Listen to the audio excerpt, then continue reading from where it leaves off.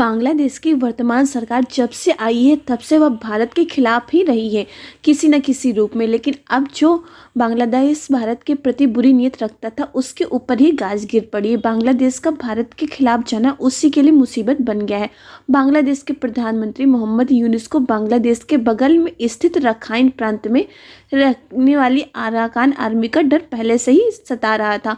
अब Arakan army ने इनके ऊपर बहुत बड़ा एक्शन ले लिया है। एक खबर के अनुसार अराकान आर्मी ने बांग्लादेश की 50 नावों पर अपना कब्जा कर लिया। इसके अलावा बांग्लादेश के कई कार्गो शिप पर भी कब्जा कर लिया गया है। इन कार्गो शिप पर 50,000 से भी ज़्यादा सामानों की बोरियां लोड थी।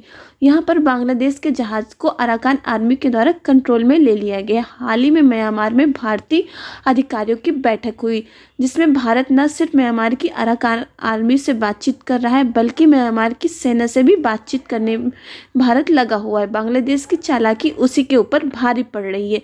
पूरी अपडेट क्या है इस वीडियो में आगे विस्तार से समझेंगे, लेकिन उसके पहले अगर अभी तक कि आप लोगों ने वीडियो को लाइक नहीं किया तो आप लोग वीडियो को लाइक कर दीजिए, साथ में चैनल को सब्सक्राइब कर नोटिफिकेशन बेल आइकन को जरूर दबा दीजिए जिससे लेटेस्ट वीडियो की नोटिफिकेशन आप लोग को मिले और आप लोग वीडियो को सबसे पहले देख पाए।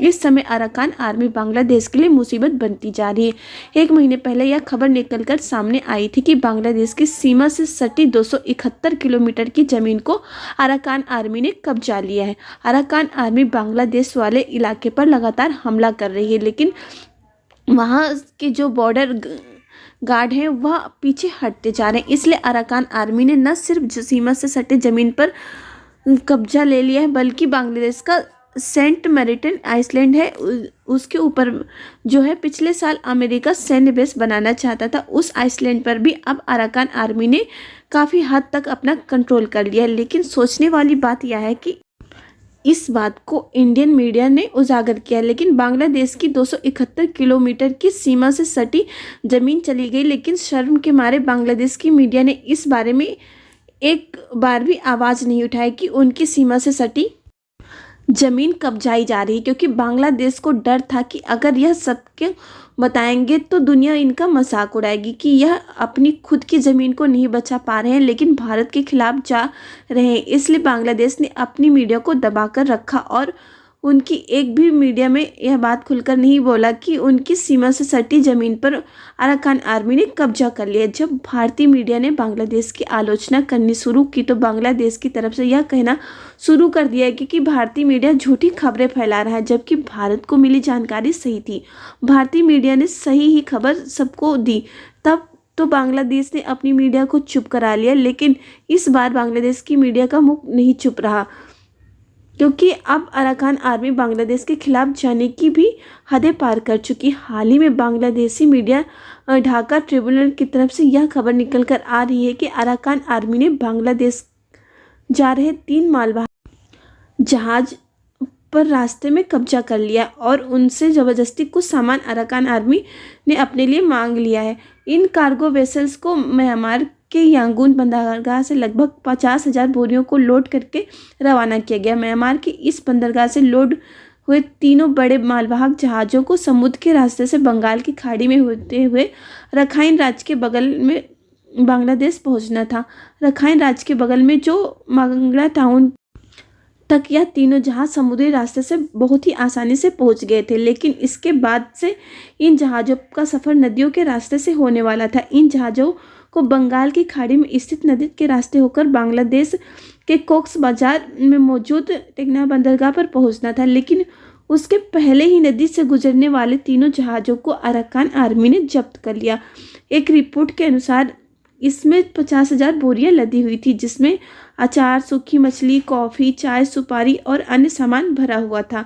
यानी कि इसमें कुल मिलाकर खाने पीने का सामान ही लदा हुआ था, जिसे बांग्लादेश ने म्यांमार से मंगवाया था। अराकान आर्मी म्यांमार का एक विद्रोही समूह है जो कि एक अलग देश की मांग कर रहा है और रखाइन राज्य को एक अलग देश बनाना चाहता है, जिसमें यह बांग्लादेश के एरिया को शामिल करने की कोई कसर नहीं छोड़ रहा है। इसलिए इस बॉर्डर के पास से जो भी सामान आ रहा है उस ट्रांसपोर्ट में अपना हिस्सा मांग रहा है, ताकि किसी न किसी तरीके से अराकान आर्मी की कमाई होती रहे और उसकी ज़रूरतें भी पूरी होती रहे। इसलिए इस रास्ते से भी अब बांग्लादेश का व्यापार पूरी तरह से ठप हो चुका है। अब व्यापारी बांग्लादेश की सरकार से यह मांग कर रहे हैं कि वह उनकी मदद करे। जब से इन जहाज़ों को पकड़ा गया है तब से बांग्लादेश के व्यापारी और सेना दोनों जहाज़ों को छुड़ाने की मांग लगातार कर रहे हैं। लेकिन अब सोचने वाली बात यह है कि बांग्लादेश कुछ दिन पहले भारत को धमकी दे रहा था कि अगर वह चाहे तो नॉर्थ ईस्ट वाले हिस्से को कुछ ही समय में बांग्लादेश में मिला सकते हैं।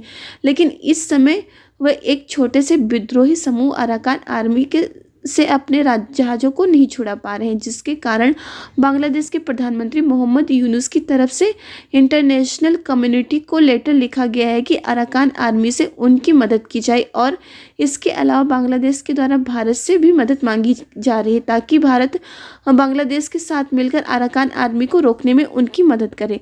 बांग्लादेश की 50 नावों को भी अराकान आर्मी ने अपने कब्जे में ले लिया, लेकिन उसकी खबर बांग्लादेशी मीडिया ने नहीं चलाई। इसके अलावा बहुत सी ऐसी खबरें हैं जिन्हें बांग्लादेशी मीडिया के द्वारा छुपाया जाता है। अराकान आर्मी ने बांग्लादेश की 50 नावों को अपनी गिरफ्त में इसलिए लिया है क्योंकि इस पर यह आरोप है कि यह अवैध तरीके से म्यांमार वाले इलाके में मछली पकड़ने के लिए घुस गई थी, जहां पर इस समय अराकान आर्मी का कंट्रोल है। बांग्लादेश अराकान आर्मी के द्वारा तो 3 जहाज़ों को पकड़ा गया है, उनकी खबर बाहर नहीं जाने देना चाहता था। उनके द्वारा काफ़ी कोशिश की गई कि अराकान आर्मी उनके जहाज़ों को छोड़ दे। जब इन जहाज़ों को नहीं छोड़ा गया तब यह खबर बाहर आई। अराकान आर्मी के साथ अगर बांग्लादेश समझौता कर लेता है तो और उन्हें उनकी हिस्सेदारी देने के लिए तैयार हो जाता है तो यह संभव है कि अराकान आर्मी बांग्लादेश के जहाज़ को छोड़ दे। लेकिन अगर बांग्लादेश अराकान आर्मी के साथ समझौता करने के लिए तैयार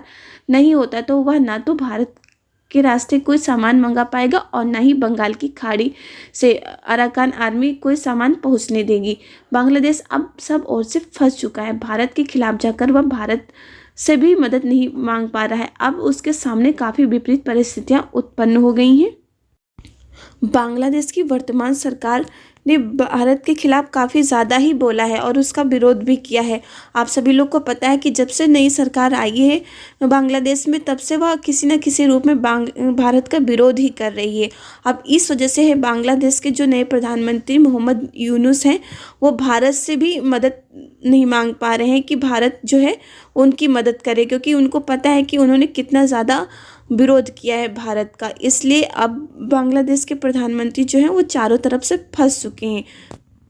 बांग्लादेश की नई सरकार भारत के लिए गड्ढा खोद रही थी और वह खुद ही उस गड्ढे में गिर गई है। बाकी आपकी इस पर राय क्या है, अपनी राय कमेंट करके ज़रूर बताएं। आप लोग को वीडियो पसंद आए तो वीडियो को लाइक कर दीजिए, साथ में चैनल को सब्सक्राइब कर नोटिफिकेशन बेल आइकन को ज़रूर दबा दीजिए, जिससे लेटेस्ट वीडियो की नोटिफिकेशन आप लोग को मिले और आप लोग वीडियो को सबसे पहले देख पाए। इस वीडियो में बस इतना ही। जय हिंद, जय भारत।